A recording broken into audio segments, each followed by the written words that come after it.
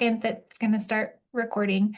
I'll also say that we will be happy to share our slides. So for anybody who's, I don't know if anybody was going to try to take notes, but if you were, we will share our slides. That way you can just kind of sit back and enjoy the presentation without worrying about taking notes. All right. So to kick us off, my name is Susan Lovell. And I'm Emma Conrady. And we're very excited to be here with you this afternoon to talk about language, literacy, and executive function in individuals with Mosaic Down syndrome. So in true professor fashion, I'm going to kick us off with a little pop quiz. And really the purpose of this pop quiz is not to test your reading skills, but to go over some different reading sub skills that we're going to talk about in the presentation. Right. So the first quiz question is to say cat, and then now say cat without the k sound. And what word are you left with? Okay. You might say at, and if you did, great job. You have good phonological or phonemic awareness skills. So phonological awareness skills are kind of the sensitivity to different letters, spoken letter sounds, and the ability to kind of manipulate them, right? So in what we just did. And then phonemic awareness is a sub-skill within phonological awareness that is specifically at the level of the phoneme, which is the smallest sound in spoken language. All right, next quiz question is to read this word. Okay. And you might have read it and said, oh, that's garage. Good job. That is an example of word identification. Some people may refer to this as word recognition or word reading, all the same thing. Can you identify a printed word? All right, now read this word. Okay. So that's dat, and you might say that's not a real word, and you would be correct. So this is a measure of phonological decoding. And so phonological decoding is kind of the ability to see a new word and kind of break it down, sound it out, and blend it back together to figure out what it is. As researchers, when we're measuring somebody's phonological decoding skills, we have to give them words they don't know. And we don't know what words they don't know. So instead, we give them non-words or pretend words, thinking that they should never have been exposed to these. They shouldn't already be in their repertoire, if you will. And so then we can measure their decoding ability. All right, next quiz question. So don't read these out loud, but just looking at them, which one of these looks more like a real word should look? This first one or the second one? Okay. And you might say, oh, this first one looks more like a real word. That's correct. And this is an example of orthographic processing. So orthographic processing, kind of your knowledge of spelling patterns or what words look like in your language. Right? Okay, now read this word to yourself and think of a word that means the opposite. Okay. Now read this word to yourself and think of a word that means the same. Okay, now read these to yourself and fill in the missing word.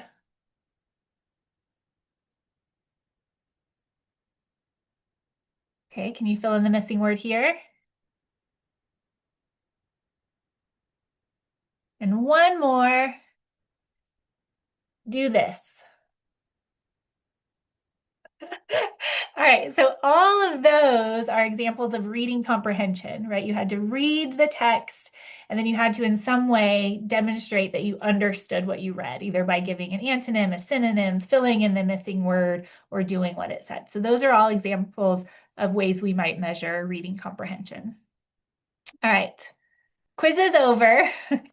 And now we're going to just kind of go through the rest of the presentation. So we're going to start with some brief introductions.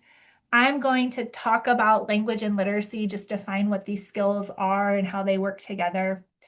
Emma's then going to talk about her master's thesis, where she looked at both language and literacy skills in individuals with Mosaic Down syndrome and tell us what she learned. Then I'm going to talk about executive function, what it is, why it's important, and tell you what we know about executive function in individuals with Mosaic Down syndrome. And then we have some kind of tips and strategies for supporting language, literacy, and executive function. And then we are going to try our best to save time for questions at the end. But as I told Brandy, I can talk a lot, so I have to be mindful. All right, so to start with introductions, my name is Susan Lovell. I'm an associate professor at the University of Nebraska-Lincoln in the Department of Special Education and Communication Disorders. So my department has special education, speech language pathology, and audiology. I am none of those. I am actually a developmental and cognitive psychologist, but given my research interests, I fit in really nicely in this department. And And Emma, yeah, perfect. yeah, my name's Emma Conrady. I'm a second year graduate student studying speech language pathology at the University of Nebraska-Lincoln. Great. Okay, so then I run the Learning Lab for Intellectual and Developmental Disabilities, where we study learning, language, and literacy skills in individuals with Down syndrome and other intellectual and developmental disabilities. And when I say learning there at the beginning, that includes lots of different things, but a large chunk of that work is focused on executive function, which we'll talk about later in the presentation. Okay, and then a couple disclosures and caveats before we get into the content. I have a 5-year-old daughter named Bojidara, or Bo for short, with Down syndrome. So that's us at the Step Up Walk last October.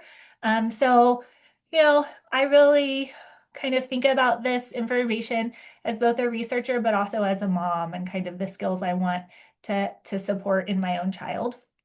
And then also, I'm a member of a young adult book club that is a collaboration between our department's speech and language clinic and a local Down syndrome association. So that's the picture on the other side of the screen. It's 10 years running. Book club is 10 years running. We have 10 community members, most of whom have Down syndrome, though not all. And then we have every semester, three graduate students studying speech language pathology who help facilitate book club. Emma was one of those about a year ago. And then the woman with the blue bangs there is our fearless leader, Alicia Davis. Okay. And then a couple caveats. So I always say this at the beginning. You've heard researchers talk before, and we always say there's not enough research, but there's really not enough research. So Emma and I just finished this like systematic review of what has been published on the reading skills of individuals with Down syndrome in the last 10 years. We went through the literature really thoroughly.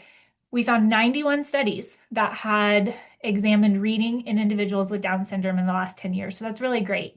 But only 6 of them included or reported that they included individuals with Mosaic Down syndrome, right? And I can tell you that each of those 6 studies only reported having one individual with Mosaic Down syndrome in their sample. And that individual was usually just kind of averaged together with the other like participants with Down syndrome. So we're not really able to say anything concretely about the language and reading skills of individuals with Mosaic Down syndrome. That is until Emma goes and she'll tell you about her thesis, which is one of the only studies that has focused specifically on this population. So no, there's not enough research. The other thing I like to share with people about research is that it's probabilistic. So the way we approach research is that we're trying to explain the most possible number of cases. And we realize that this does not explain every single case, right? And I'm speaking to you guys who know this really well, but just like with all individuals, there's tons of variability across individuals with Mosaic Down syndrome, right? So some of what we share may or may not apply to you if you're somebody with Mosaic Down syndrome or your child if you're the caregiver. That being said, I know you're here to get like some solid, like bottom line information. What do we know? What do we don't know? What are some suggestions or recommendations? So we are going to try to like take what we do know and stretch it to give those tips and tricks. And then the last thing that I always like to share whenever I'm presenting on this topic, and this comes from me as a researcher, as an educator, but also as a parent, is that even though we study language, reading, executive function because we think they're important skills, I don't conflate that with anybody's worth, right? So if my daughter never spoke a word, if my daughter never reads a word, doesn't make me love her any less, doesn't make me think of anybody any less. So I always like to say that from the start. Okay, moving right along then into defining language and literacy. So we're curious to kind of get started. If you feel comfortable, to drop in the chat what, if you're somebody with Mosaic Down syndrome, what your kind of goals are for your reading, or if you're the caregiver, what your goals are for your child in terms of reading.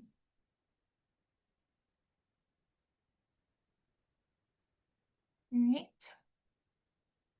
This is just, we're curious where you guys are thinking, what you're working on. And while you're kind of sharing that, if you feel comfortable, I'll tell you like why I was interested in reading and why we think it's important. So, I think I'm interested in reading because I enjoy reading, but also because I think it opens a lot of doors, right? So reading is predictive of academic outcomes, employment outcomes, independent living, social engagement, civic engagement, health outcomes, and overall quality of life. So when I think about individuals with Down syndrome or other disabilities, I think of it as kind of an avenue to independence, an avenue to social engagement, and as Copeland and Keefe would say, kind of an avenue to being able to fully participate in society.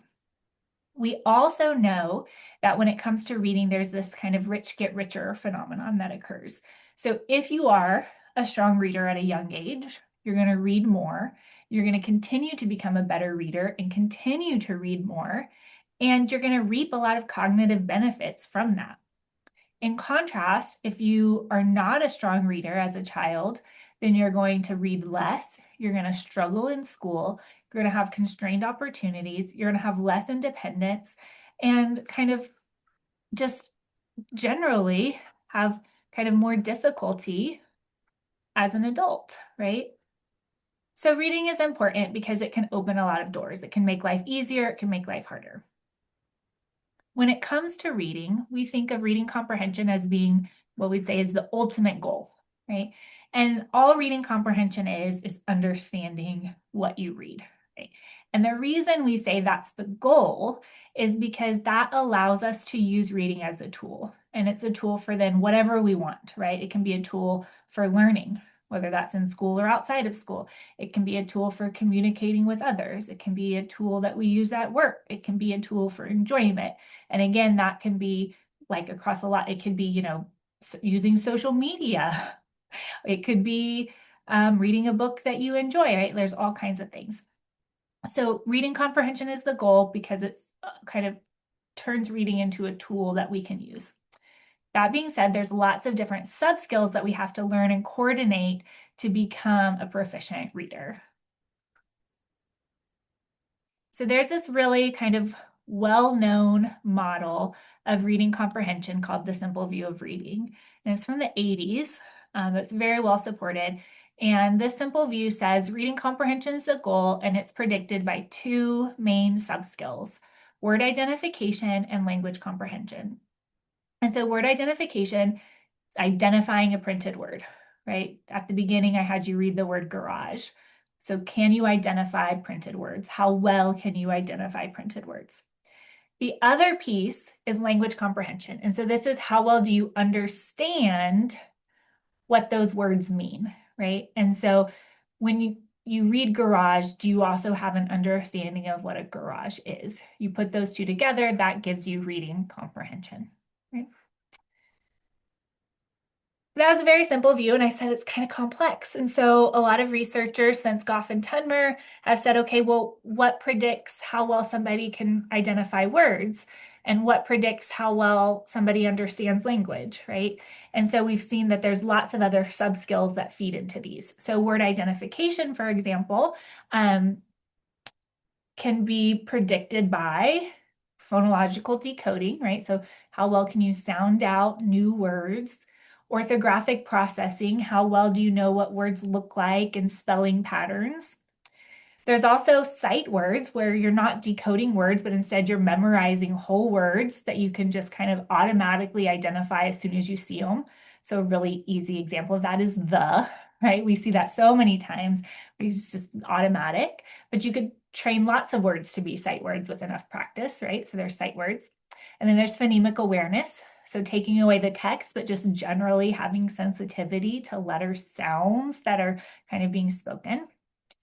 Also important are obviously letters and letter sounds, right? So we need to learn letters and letter sounds. Okay, and then over here on the language side, how well do you understand all of that? We have vocabulary and morphosyntax. And so vocabulary um, is kind of just, do you understand, right, the words that you're reading? How well do you understand them? And then morphosyntax, oops, sorry, I think somebody's in the weight room. Okay, sorry. And then morphosyntax are sometimes commonly referred to as grammar. You have two pieces there, morphology and syntax. And so morphology is like how we make words, right? And how when we change letters or sounds, it changes the meaning of the word. So a really simple example would be if we took cat, right? And we put an S on the end, that makes it cats. That changes its meaning slightly because now it's plural. There's multiple cats, right? And then syntax is how we put words together to form sentences. And so, the cat is tired and understanding how we put those together.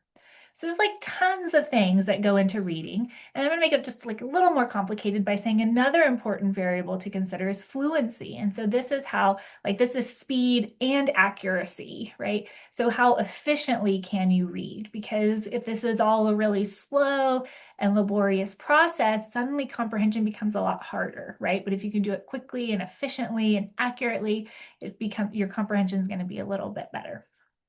So lots and lots of things here. I'm going to pause because I was just looking at some of the things in the chat, and a lot of the things that you guys are talking about are some of these skills, right? So independent, not sight word reading, comprehension, comprehension. Yeah. Love of learning. I love that one.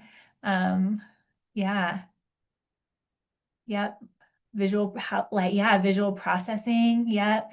Comprehension. So lots of the skills that you guys are thinking about are some of the ones that we measure. Okay, I'm not going to go back over all of those definitions that I just gave, but they are here um, in the slides, and we're happy to share the slides later if you'd like them. And then last thing, really quickly, because I think you might come across this, is a lot of people think, well, which ones should we focus on? Which ones are the most important? They're all important. But back in 2000, this big group came together, the National Reading Panel, and they identified what they called the Big Five as kind of five that are maybe especially important to becoming a strong reader. Of course, this is based on kind of neurotypical groups, not Down syndrome, not Mosaic Down syndrome, but they identified phonemic awareness, phonics, fluency, vocabulary, and reading comprehension. Okay. Whoops. So then I'm curious, and this might be some of the same answers that you already gave, but what have been the most challenging or frustrating things about reading, either learning to read if you yourself have Mosaic Down syndrome or kind of teaching others, working with your child on learning to read? And while you do that, I'm going to turn it over to Emma to talk about what we know about language and literacy in individuals with Mosaic Down syndrome. Yes. So the reading comprehension study is the big study we've been talking about for like 2, 3 years now. But it's just to better understand reading in individuals with Down syndrome and Mosaic Down syndrome, which in turn will hopefully improve ways in which we teach reading. So this big study was looking at the simple view of reading, which again, word identification plus language comprehension equals reading comprehension. So my master's thesis specifically was assessing the language and reading abilities of school-age individuals with Mosaic Down syndrome, like we talked about earlier, is a population that remains very underrepresented in research. So the first aim of this study was to just describe the language and reading abilities of school-age individuals with Mosaic Down syndrome, then to compare to peers with full trisomy 21 Down syndrome matched on age, And lastly, compare to typically developing peers matched on nonverbal cognitive ability level, also known as IQ. So I had 19 individuals with Mosaic Down syndrome in this study. They were recruited at the IMDSA the past few years and also just on little drives around the Midwest this year. The average age was 14 years. Then I had 19 individuals with full trisomy 21 that was matched on chronological age. So as you see, their average age was also 14 years. And then I had 18 individuals who are typically developing. And since we've matched on nonverbal cognitive ability, we see their average age is 7, almost 8. So for this study, we measured a lot of different skills, most of the ones that Susan gave examples for earlier, but nonverbal cognitive ability, or IQ, verbal short-term memory, language comprehension, receptive vocabulary, receptive syntax, and receptive grammar slash morphology, reading comprehension, word identification, and phonological decoding. So this was a hefty group of skills measured, but we got to it. So now, moving into the results, aim one was just to describe the language and reading abilities of individuals with Mosaic Down syndrome. Overall, we saw a wide range of abilities across the language and reading measures. We saw some participants have a hard time scoring on the assessment, while others excelled in the tasks, performing more typically compared to peers their age. So his profile is similar to what we expected, with strengths in vocabulary and word identification, and then difficulties in syntax, language comprehension, and working memory. But again, there was just so much variability between participants. So next for aim two, we compared to peers with full trisomy 21 Down syndrome matched on age. And on all language and reading measures, the group with Mosaic Down syndrome outperformed the group with full trisomy 21. So this is what we expected. However, there was still so much variability among participants, but this is consistent with hypothesized research and case studies. And then lastly, we compared to typically developing peers matched on nonverbal cognitive ability level. So we saw the group with Mosaic Down syndrome outperform the group with typically developing, who are typically developing on word identification and phonological decoding. Then we saw no difference between the groups on receptive vocabulary, receptive grammar, or reading comprehension. So I have phonological decoding and receptive grammar starred there because those were unexpected findings. So those are, yeah, just something new we saw in the profile of individuals with Mosaic Down syndrome, which is really cool to see that. But then we did expect the group with who are typically developing to outperform the group with Mosaic Down syndrome on language comprehension, receptive syntax, and verbal short-term memory. So that is consistent with findings that we've seen in groups or in looking at Down syndrome. So next for the clinical implications, it just shows this is a really unique profile. We learned some more about individuals with Mosaic Down syndrome. We saw that relative strengths are shown in word identification and phonological decoding. We saw consistent with their nonverbal cognitive ability level, meaning no difference between groups on receptive vocabulary, receptive grammar, and reading comprehension. And then we saw some relative difficulties in language comprehension, syntax, and verbal short-term memory. But again, all of these findings are just showing how important personalized assessment and intervention is, since every individual with Mosaic Down syndrome is different. So this profile may be similar to some of your kids. I know we hear talking about comprehension being kind of a struggle. So yeah, just shows how important individualized intervention and assessment is. So a question for the chat. What reading skills are you or your child currently working on? What skills are they good at? What skills do they need more work on? Yeah, drop it down below. And then we'll transition back to Susan for executive function. Great. Thank you so much, Emma. And I just want to highlight, she put so much work into like that study, and it's really exciting. And we're hopefully going to be publishing it soon because it's the first study, and we looked pretty hard. But it's the first study we could find that is focused specifically on individuals with Mosaic Down syndrome. So really exciting. Okay. So next I'm going to talk about executive function.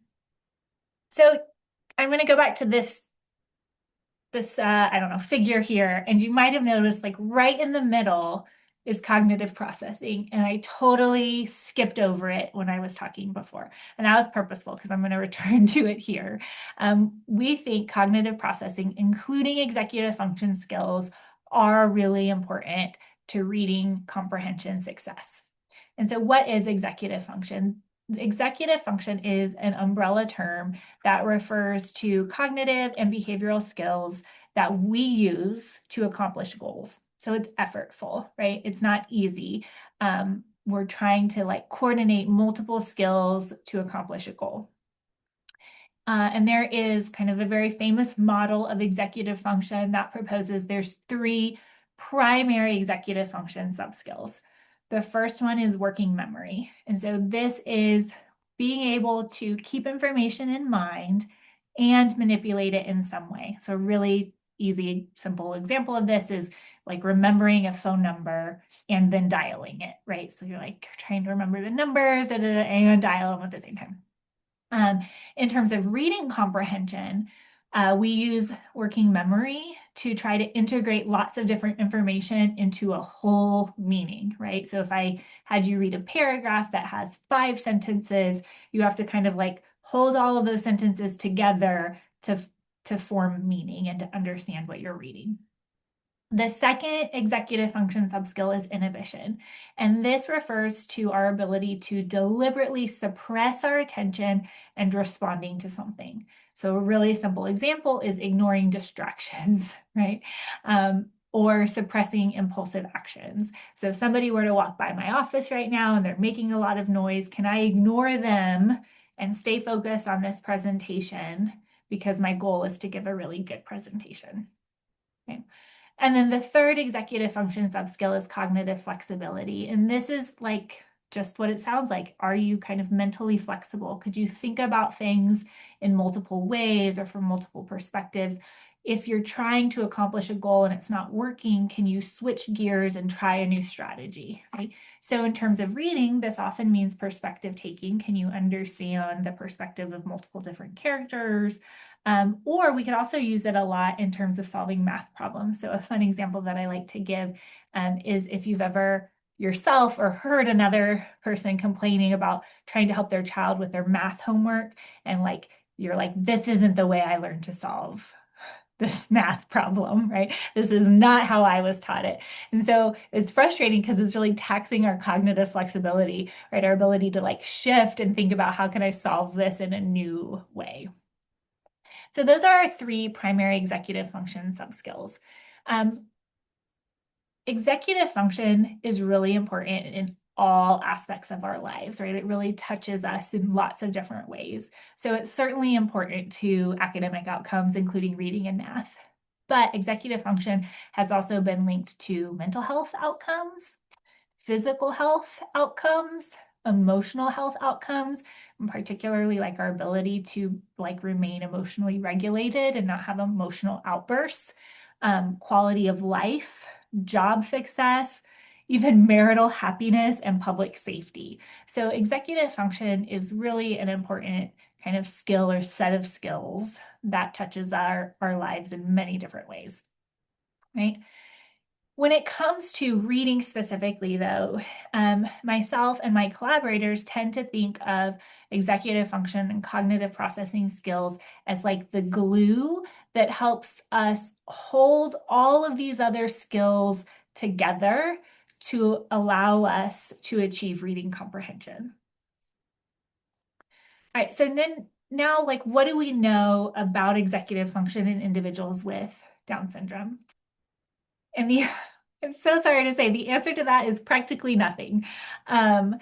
At least not in Mosaic Down syndrome specifically. So, Colleen Jackson Cook and some of her collaborators have documented that IQ indirectly correlates with the percentage of trisomic cells. So, basically, like individuals with higher IQs tended to have like a lower percentage of trisomic cells. But this was IQ, this wasn't executive function. So they're related, but they're not exactly the same.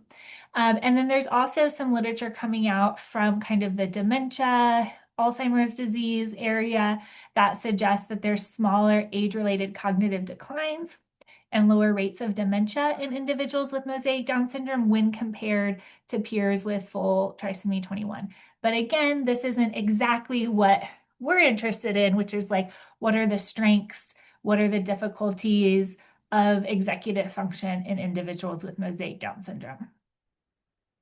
What I can tell you is that kind of if we look at Down syndrome broadly, not specifically mosaic Down syndrome, there is more research. And what we see more broadly is that there are overall difficulties in executive function. And that if we think about those three kind of primary subskills, we see that there's the greatest difficulties in working memory, followed by shift, and then inhibition.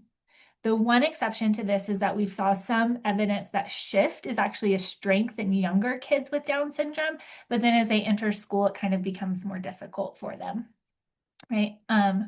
And shift is that cognitive flexibility. Okay.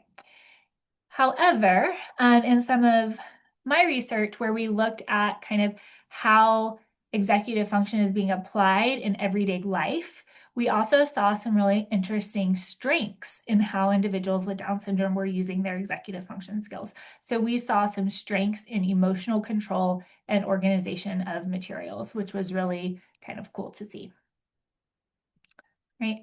So my lab really wants to know more about executive function in individuals with mosaic Down syndrome. So we recently got some funding to do just that. And so we're going to be at IMDSA this summer doing a study on the executive function abilities of individuals with mosaic Down syndrome. And we're going to include some direct measures, right? Some lab-based tasks, if you will, but we're also going to include some questionnaires about how they're applying their executive function skills to everyday life. So if you're planning on being at IMDSA this summer and are interested in participating, we would love, love, love to see you.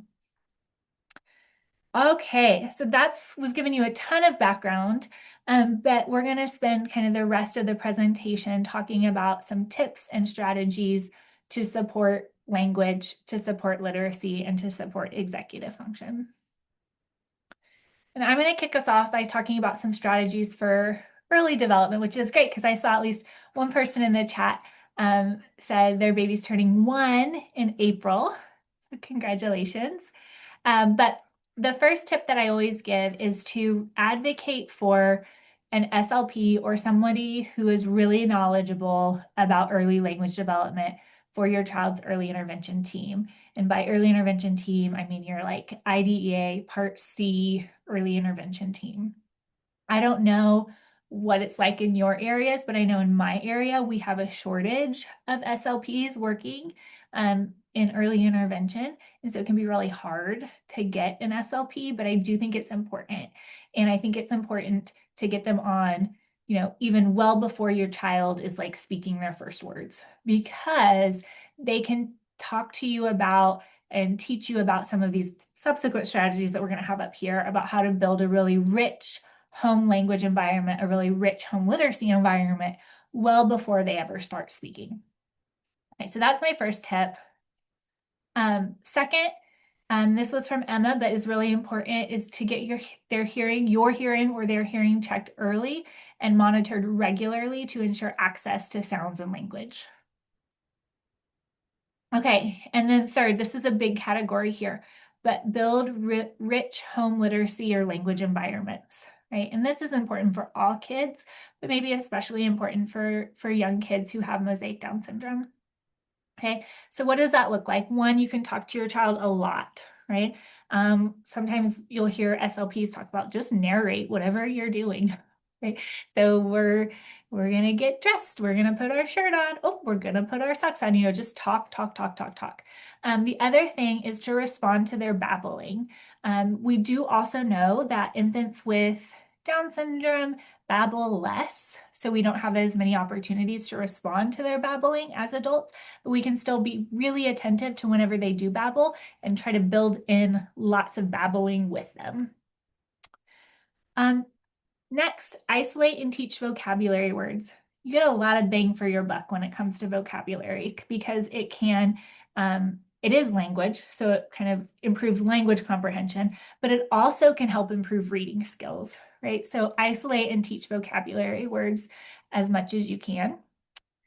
Adjust your language to meet your child's developmental needs, right? So if they are having difficulty with like complex sentences and syntax, simplify them, right? So adjust your language to meet whatever their developmental level is.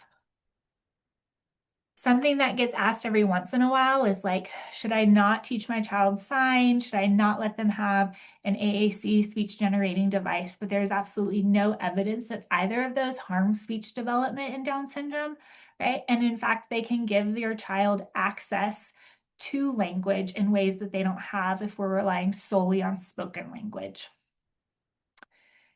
In terms of the home literacy environment, have lots of books accessible, right? Have them be a part of your everyday life. So lots of books around. Um, Go to the library, go to bookstores, just have books around a lot. And then participate in shared book reading and make it interactive. So when they're really little, one of my favorite tips is to like have them sit in your lap facing you instead of facing the book, right? And then you are able to put the book between you and like really engage with your child during reading. The other thing is to try to get them to engage as much as they can. So let them turn the pages.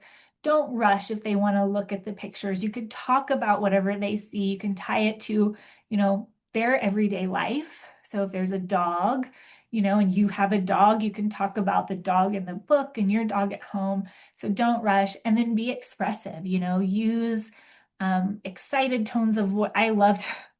I love to do different voices for my daughter's books. You may or may not want to do that, but just being expressive and making a really fun, interactive experience. You can also use shared book reading as an opportunity to teach letters and sounds. So a really simple thing could be, my daughter's name is Bo. So when I read a book, I might notice words that start with the B and I point out the B and I make the B sound and it's b, b, b, like bow, right?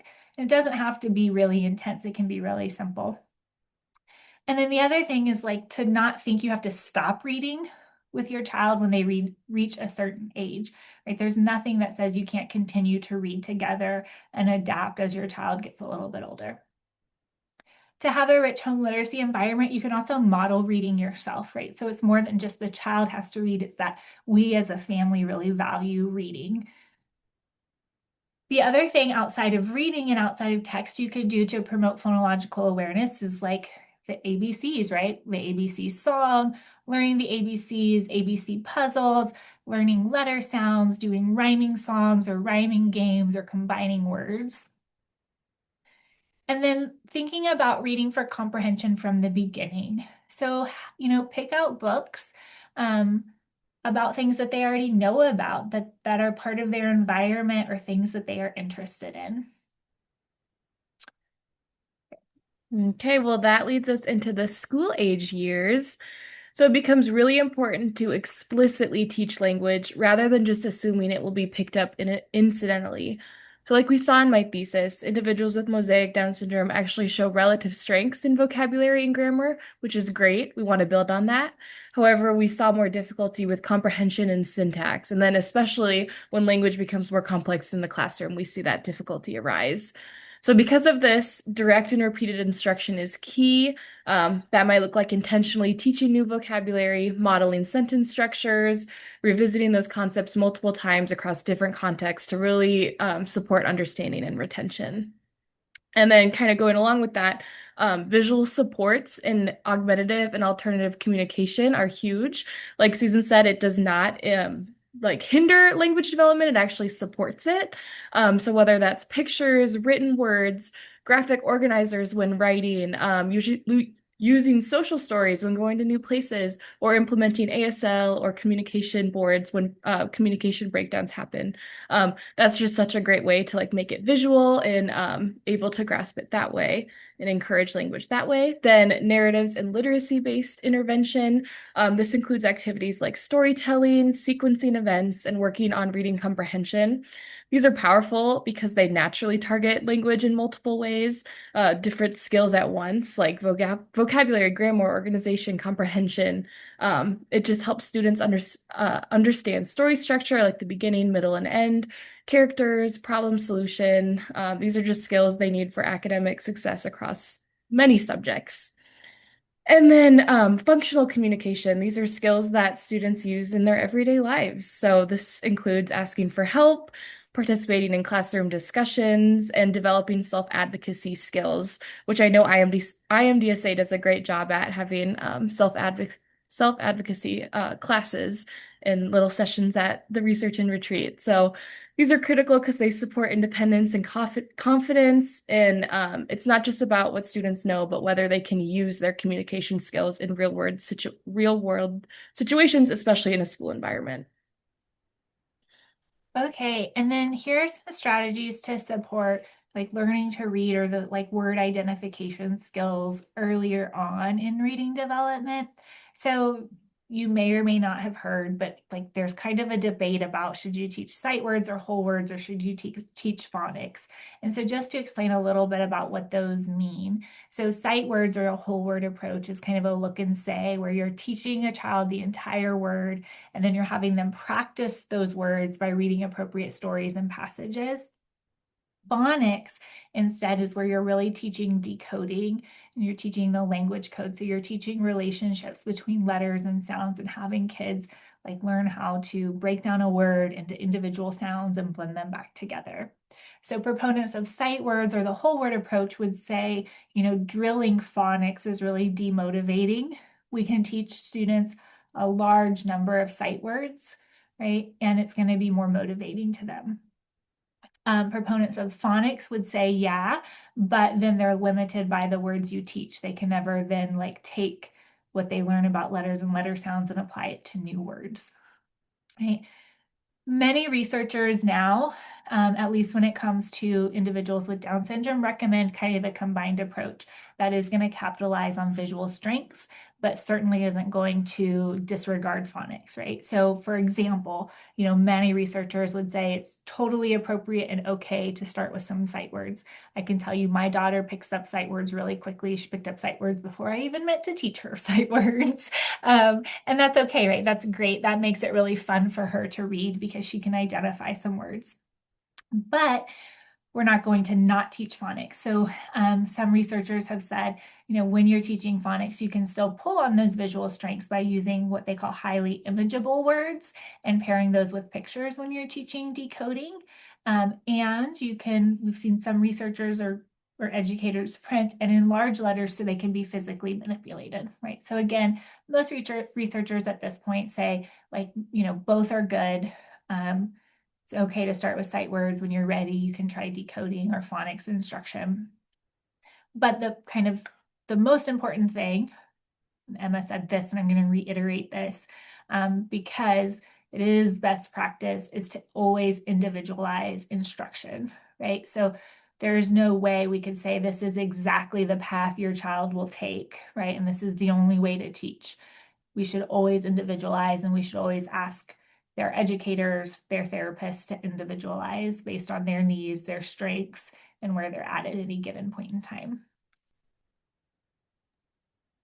Now, moving into adulthood, a strategy is just to continue intervention because we know language can improve across the lifespan. Um, really focusing on functional communication, such as work skills, independence, how to be in a relationship, how to go about friendships, and then just advocating for themselves, like I talked about in the school age things. These are just really functional topics of language that we use every day that you can target and work on. And then social communication as well. Susan talked a little bit about book club, but that is such a great way to be able to take turns with friends to talk about a certain topic and make sure learning those rules about how to communicate socially and then how to repair when you're talking and it breaks down. So those repair strategies, these are all just great ways you can continue to promote language into adulthood and throughout life. Great. Okay, and then I'm going to talk about some strategies to support reading comprehension, which can certainly come and should come before adulthood, but is also kind of, again, one of the more difficult reading skills to develop. But one of the things that we do, we use a lot of these at book club weekly, really, but is teach strategies or teach processes that people can use to help them understand what they read, right? So we can explicitly teach strategies on finding the main idea for making prediction. We can teach them how to come up with questions themselves, how to summarize the information, how to clarify anything they didn't understand, or identify key characters. So some examples is, how did the main character feel? Who is the main character? Where, when did the story take place? What did the main character do? Or how did the main character feel? And so sometimes we might even have these prompts ahead of time. So then when, individuals are going in to read a text, they can remember, okay, these were the prompts. And now I have to try to understand, who is the main character and what are they saying? How are they feeling, etc. So at book club, we often will kind of start with kind of a question about like what happened. Um, we'll often have a question tying the reading to our lives, right, in some way. And then we'll often wrap up with a prediction about what we think is going to happen next in the book. Another strategy that individuals have had success with for supporting reading comprehension is reciprocal teaching. And so this is kind of, to me, an extension of shared book reading, right? It's an approach in which a student and a teacher or some peers take turns reading portions of a text and then using strategies to deepen their understanding. And then another strategy that can be really successful, although, be careful, you don't want to, again, like make somebody hate reading by drilling them, but is repeated reading. So maybe the student reads a passage more than once, so they repeat the reading, right? And as you're going through the reading, what you can do is you can error correct. So if there's a word they don't know, you can supply the word.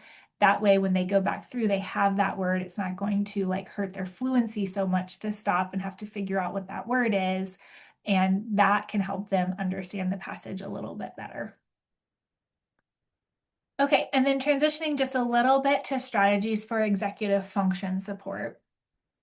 So working memory, we always say add visual supports, right? Instead of telling somebody 5 things they have to do, have a list of the 5 things, right? That way they don't have to like remember them, go do them, come back, remember the next one, right? Add a visual support. You can also simplify instructions and simplify language. I don't know if anybody has ever like tried to learn a new board game or card game. And it's like these really complex instructions and you like zone out because, who wants to listen to all of that, right? So you can think about the same thing when we're talking about school or supporting somebody's working memory, just simplify it. Or instead of having a visual support of 5 things, give one-step instructions. These are all things that won't tax working memory quite so much. Inhibition, really simple, eliminate distractions as much as you can. I know this isn't always possible, but that's a really great way to support difficulties in inhibition. And then kind of mental flexibility or cognitive flexibility or shift. When it comes to reading, we can talk about different perspectives of different characters. We could also talk about the different purposes of text and what type of text we're reading to kind of help them like think, okay, this is a factual reading. I'm just supposed to pull out, the details about the solar system, or this is a text about somebody's feelings, and so I should be thinking about how they're feeling, right? You can talk to them about the purpose of the text to make it easier to comprehend or pull out the information they need. Something we didn't have a chance to talk about in this, but is processing speed, which relates to executive function. So we also know that some individuals with Down syndrome, again, not specific to mosaic Down syndrome, so I'm stretching a little bit here, but can have a little bit slower of processing speeds. And so to help with that, we can simplify instructions. We can give extra time to respond or repeat if they need it. And then we can also use visual supports. And so these are all things that we can use to support executive function, whether it's in reading or really any area of life. Okay.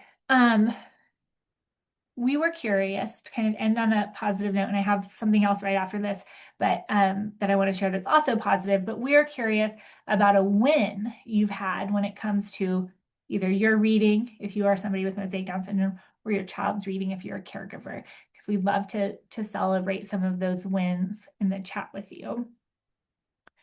As you're dropping those wins into the chat, I also always like to show this figure.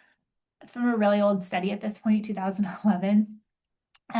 But what these authors did was they tracked or documented reading comprehension growth in 7-year-olds to 17-year-olds across a wide range of different disability categories. So you can see all of them represented there. But the reason I really like this is because it shows like no matter what disability category these students were in, they saw growth in their reading comprehension skills from 7 to 17, right? They all, no matter where they were starting, no matter what disability they had, they all saw growth. And so what that tells me is that it doesn't matter where you're starting, right? It doesn't matter how old you are when you're starting, you can kind of improve your reading comprehension skills. The other thing that I always like to end with is this quote from Buckley and Bird, Sue Buckley, you may know that name, because I also really believe this. And their quote was, "We have found no way of predicting a child's potential for reading or readiness to read. In our view, both concepts are meaningless. The only way to find out how far they may progress is to continue to teach them." And I love that because it's a real like go get it attitude, right? It's like, let's not like pigeonhole somebody and say this is what they can do or what this is what they can't do. Instead, it's like just try, right? And then we'll see. But we can only see if we try. Okay, and then how could you help? So if you are going to IMDSA this summer, we would love to see you and have you participate. We also have a remote study running right now. This study is on adaptive functioning. We didn't talk about adaptive functioning today, but it's also an important skill. They're all important. And we're looking at how adaptive functioning relates to both executive function and language outcomes.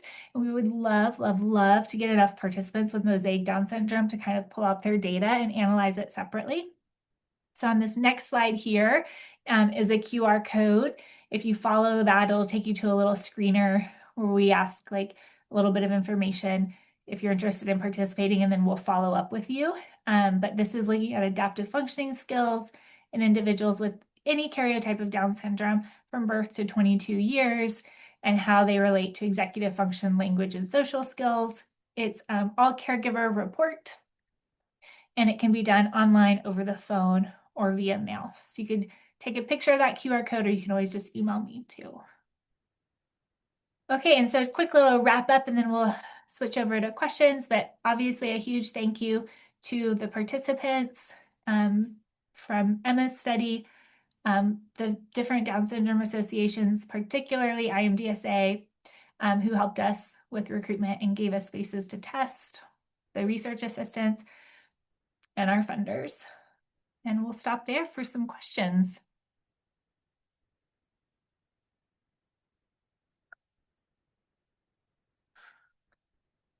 And while we're waiting on any questions, I'll just share some of these wins.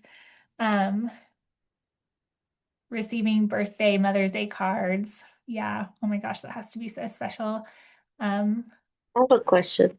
yeah, please. Um, so I've met like two or three per people with Down syndrome, but never with Mosaic Down syndrome. And my baby has Mosaic Down syndrome. And I was just wondering if all of them have the same like speech difficulty. Like you know how they talk a little different? Do all of them, like, is that like a thing that they all have, or is it like specific on individuals?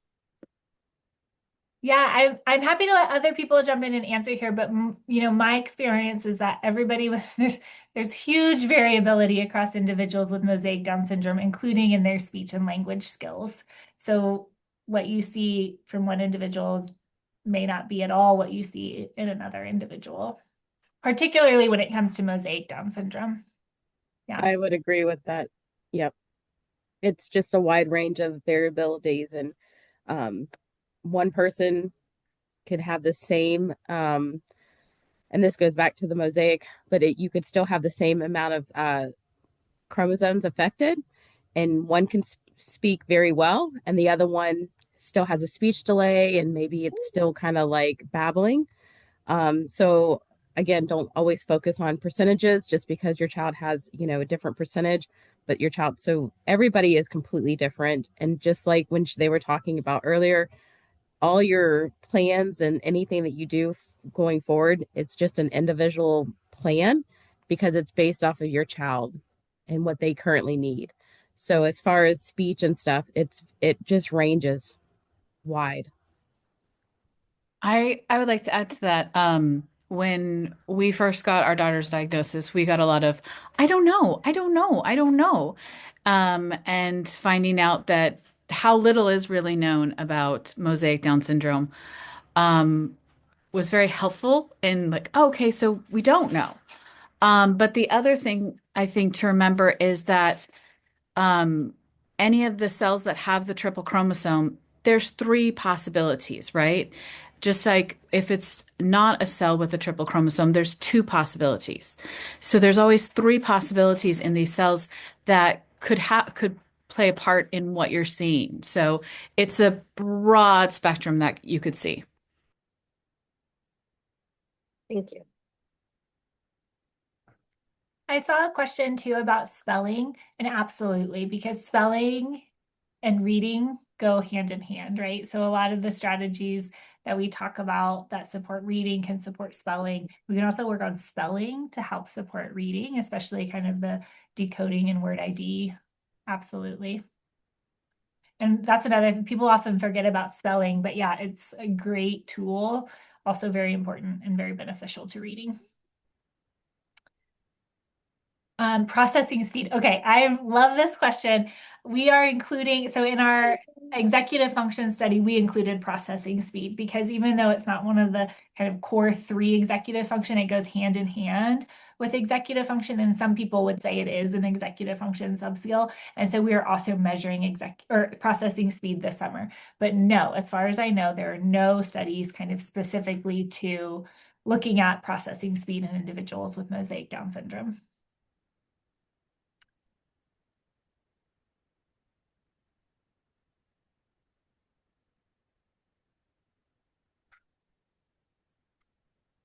Okay, and then somebody asked, I'm going to put my screen back up with my email. There you go.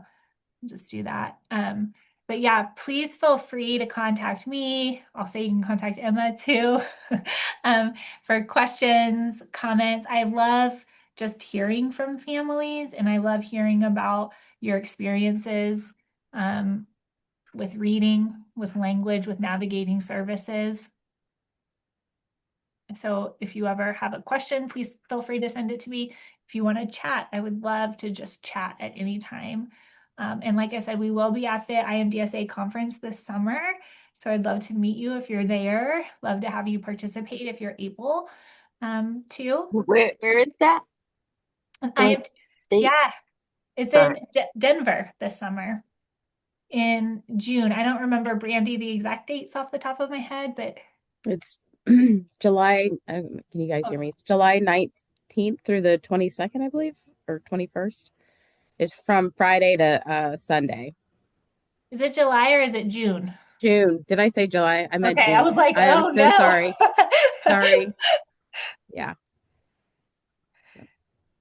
So, or if you're, just around the Midwest, we'd also love to find a time to meet with you. And one of the things that I'm working on, because obviously I coordinate a lot of the research as well as some of the presenters and stuff for the R&R. We are currently trying to coordinate a on-site I can't even say it now. Like a hearing lab. And so it's a little tricky because it's a big like truck. And so I'm working with the hotel to see, well, I think they're going to try to charge us, but I'm going to see if I can get it comped or whatnot. But we're working on that so that our families can get free hearing test and all of those testing. And then obviously it would be for research as well. But from my understanding, the families would be able to get some of this information. It would be free of charge. So hopefully, fingers crossed that I can work magic and, try to do the bleeding hearts with these hotel people. And hopefully we'll have it on site. But if not, then we might be able to keep it, I think, at the Linda Cernick Institute, which I think is just a few miles. I think it's probably 10 miles up the road. And so we will try to do a shuttle. But it's not going to be as convenient for our families. So we're hoping that we can kind of work it, even if it's just for like 24 hours. So I am working on something like that too. That's great. Yeah. All right. Okay. I think we kept everybody at 2 minutes. I'm sorry, like I said, I can talk a lot. So I'm gonna stop the recording. But